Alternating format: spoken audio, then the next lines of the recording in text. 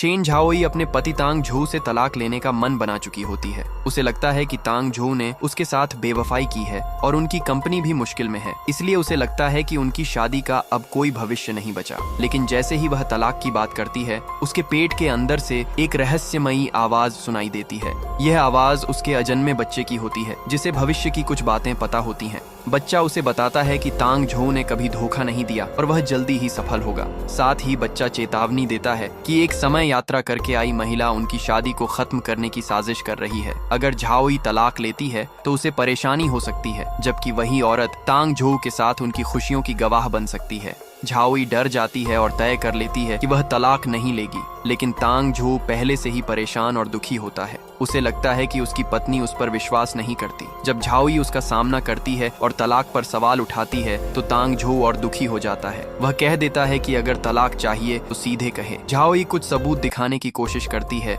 लेकिन वे गायब हो जाते हैं। निराश होकर तांग झू घर छोड़ देता है। झाओई अपने बच्चे की सलाह पर कहती है कि तलाक तब तक टाल दिया जाए जब तक तांग झू फिर से सफल न हो जाए। तांग झू इसे स्वार्थ समझकर चला जाता है, लेकिन फिर भी वह उसकी परवाह करता है और उसके लिए खाना बनाता है। कुछ दिनों बाद तांग झू बाहर काम के लिए जाता है। इस बीच झाओई बच्चे से बातें करती हैं और समय यात्री महिला की पहचान करने की कोशिश करती है। दोनों को कुछ गलत तस्वीरें मिलती हैं, जिससे भ्रम पैदा होता है। जब तांग झू लौटता है, वह तलाक का फैसला करता है और अपनी बचत झाओई को देता है। झाओई आधा पैसा लेकर संतुलित निर्णय लेती है, लेकिन वह बीमार पड़ जाती है। तांग झू को इसका पता चलता है और वह तुरंत लौट आता है। उसकी देखभाल करते समय उसे पता चलता है कि झाओई गर्भवती है और सच्चाई उससे अलग थी, जिससे दोनों के रिश्ते में नई उम्मीद जगती है।